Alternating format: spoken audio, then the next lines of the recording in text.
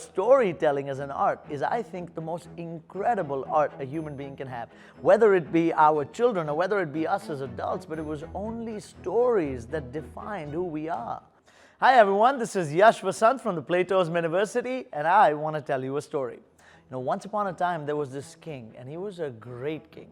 I mean, he had all of the land in the country, he had all of the cavalry and the infantry, all of the gold and the wealth and the cattle, and he had everything, and he also had a beautiful daughter.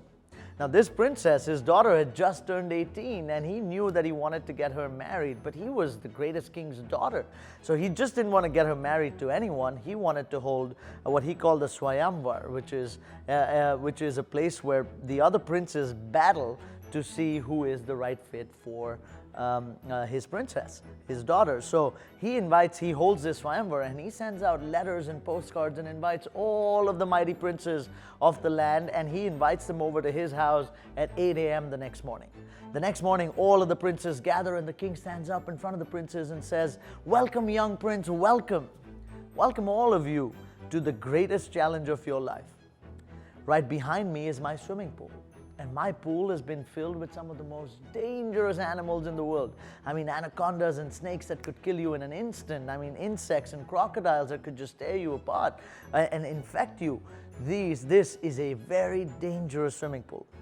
The first prince to jump into the pool, swim across to the other side, and come out alive can choose to win one of three prizes. Number one, he can choose to get $100 million in cash. Number two, he can choose to get all of my land assets in the country. Or number three, he can choose to marry my beautiful princess. As soon as he said the word princess, everyone hears a loud plop and a splash. And before they know it, they look around and they turn towards the swimming pool, and they find a young prince who who was standing on the other side of the swimming pool, shivering and shaking and completely drenched. And it hit them in a second. They realized, oh my God, someone had already jumped in, swam across, and won. All of the princes were just shocked, and the king was so kind of amazed and proud. He started clapping, and everyone's cheering, and everyone's having this great time. And the king walks around to the prince, puts his hand around the prince that had just won, and says, "Welcome, young prince. You are the bravest of them all. Now that you've won, you can choose to have one of three rewards. Number one, would you like to have $100 million in cash?" And the prince was a modest prince. He looks up at the king and says, "No, sir." And the king says, "Aha, then would you like to have all of my land in my country?" And the prince says, "No, sir." So the king says, "Well, I knew it. You want to marry my beautiful daughter." And the prince looks up at the king and says, "No, sir." Then the king says, "Well, then what do you want to know? What do you want?" And the prince looks up at the king and says, "Sir, I just want to know who the hell pushed me in the swimming pool." Isn't that crazy? Because that's how life usually is. And you've kind of come, I mean, good news and bad news. You've been pushed into the swimming pool of life already. And the bad news is no one is going to push you any further. However, storytelling as an art is, I think, the most incredible art a human being can have. Whether it be our children or whether it be us as adults, but it was only stories that defined who we are. I mean, I've said this so often, and I make this a quote that I live by. When I came up with it, it was about 10 years ago, is no guns ever changed the world. It was always a person with a microphone. And when you're able to tell your story or someone else's story or a story in a manner that can rivet your audience, in a manner that can really capture the attention of the listener, you are making impact. The truth, however, is that the greatest fear in the world is public speaking. Did you know that? Beyond death. And that's why I often joke the number one fear should be death during public speaking, right? That'd be crazy. However, storytelling has a few facets which I want to ensure that for our children, or if you're taking classes on storytelling, you can use across the board. And I want to break it up into just three simple things. The first one is the structure of the story.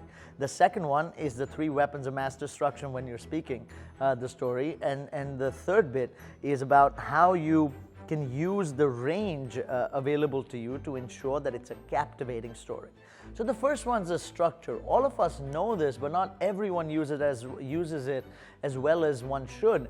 Where the structure of a story for centuries, for decades, for millennia has been the same.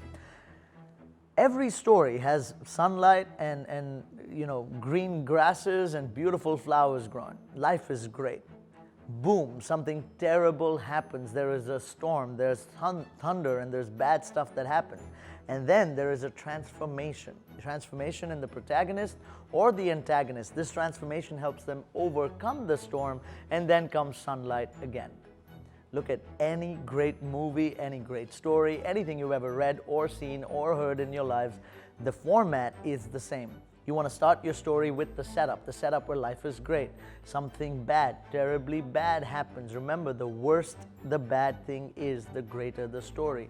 In fact, here's the greatest lesson that I learned in life. I mean, the greater the challenge, the greater the story. And hence, you look at the greatest people around you, people that have been super successful, are people that have faced the worst challenges. And hence, when I'm faced with a challenge, I kind of always remind myself, I'm in the middle of a story.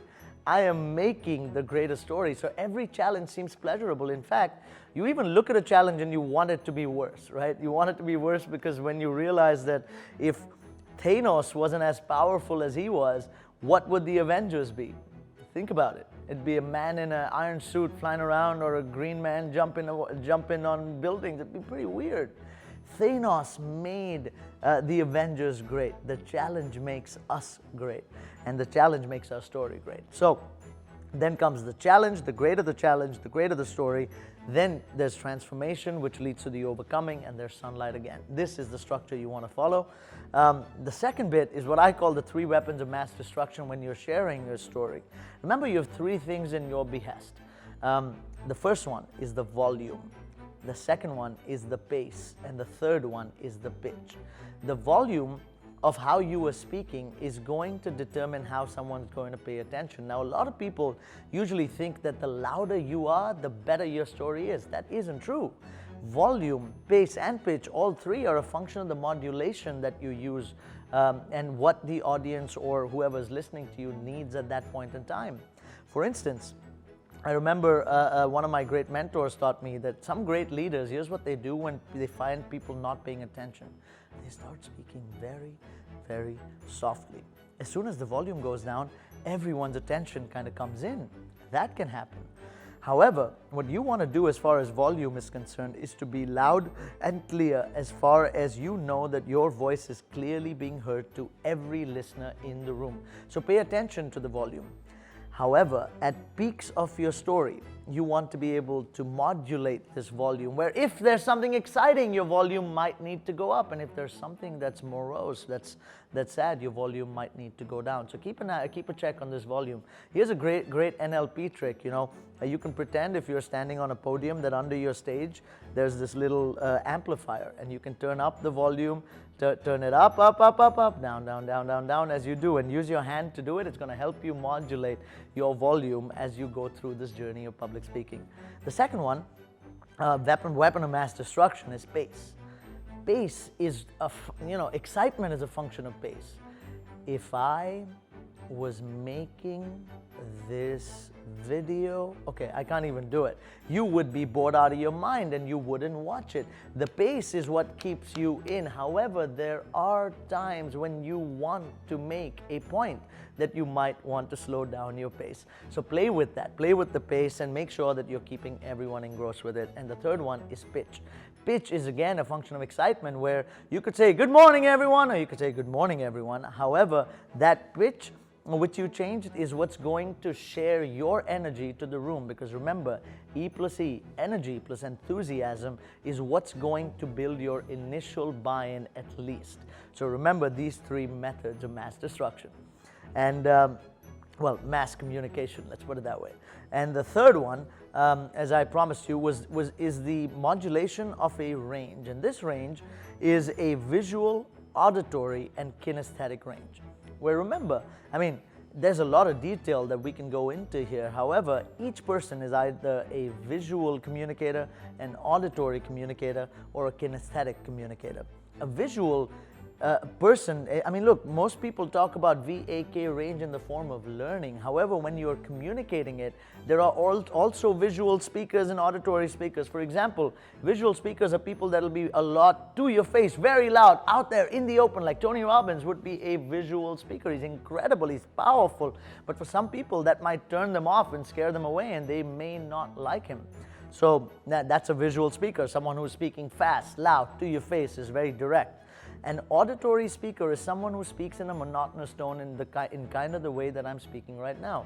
They usually just kind of keep their tone just as where is, and they continue to do that over time. Now, this might not fly with everyone, but some people do kind of end up liking it. And the kinesthetic speaker is a little more touch and feel.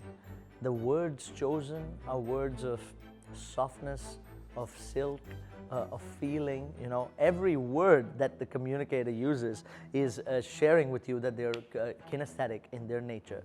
Now, the idea is not if you're visual, auditory, or kinesthetic. The idea is to be able to go through the range as and when required. One of the best ways to do this with the students, if all of you are listening to this, is to go through that range in practice. Is practice it, where someone's telling you, okay, go visual, you go visual, go auditory, start speaking auditory, go kinesthetic, start going real slow and real feely. As soon as you kind of practice these ranges, it'll come naturally as a part of your story. So remember, folks, I hope that helps, and remember, you want to build the structure of your story. As a part of that structure, I'm going to give you one golden tip, and the question that I get the most is, Yash, where do you get all these stories from? How do you remember them? The answer is, I write them down. Every second of your life, there's a story happening. Identify it and write it down, and you know what's going to happen? Your life is going to be amazing, because now you know that when you lose your bags at the airport, you're in the middle of the story, and one day you're going to be sharing the story on stage or wherever. So now you want your bag to be lost, you want the story to get even worse, because remember, the greater the challenge, the greater the story. So that's just a golden tip for you, but remember the structure. Use your modulation of your volume, pitch, and pace, and then your VAK range is going to drive you home. So I hope that was helpful to all of you, because remember, it was only stories that changed the world, and if you became a master of stories, imagine the impact that you could have. All the best, everyone. This is Yash Vasant from the Playtos Miniversity.